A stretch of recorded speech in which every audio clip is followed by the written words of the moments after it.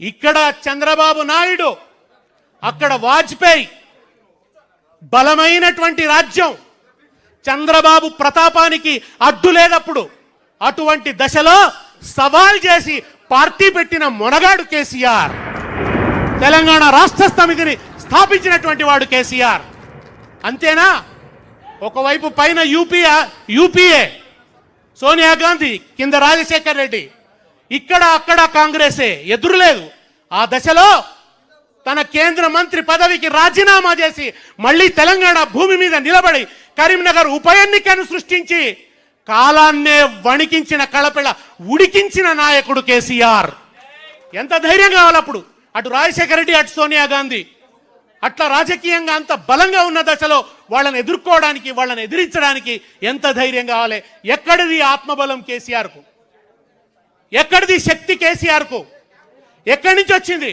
అది ఎక్కడి నుంచి వచ్చిందంటే తెలంగాణ ప్రజల హృదయాల్లో 60 సంవత్సరాలుగా కళపెళ్ళ ఉడుకుతున్నటువంటి స్వరాష్ట్ర సాధన ఆకాంక్షనే ఆయన బలంగా మారింది. అదే ఆయన బలంగా చేసుకున్నాడు. మీడియా లేదు, మనకు మీడియా లేదు, ధనబలం లేదు. ఏమున్నాయా అంటే డప్పులు కొట్టుకుంటూ వచ్చే కళాకారులు ఉన్నారు, పుస్తకాలు పట్టుకొని వచ్చే మేధావులు ఉన్నారు. ఒక విద్యాసాగర్ రావు గారు నీళ్లు నిజాలు, ఏ నదిలో ఎట్లా అన్యాయం జరిగిందో తెలంగాణ బిడ్డలకు, టీఎంసీలు అంటే ఏంది, క్యూసెక్కులు అంటే ఏంది, ఓ అద్భుతమైనటువంటి చైతన్యాన్ని కలిగించిండు.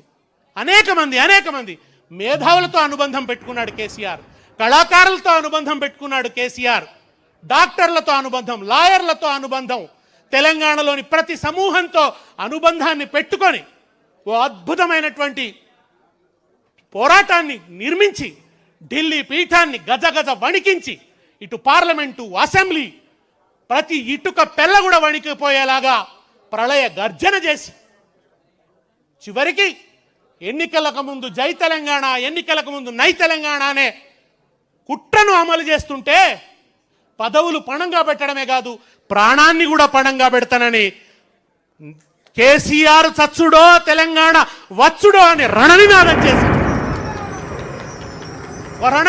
చేసి తన ప్రాణాన్ని పణంగా పెట్టి అద్భుతమైన నిరాహార దీక్ష చేసి యావత్ తెలంగాణను ఒక్కటి చేసి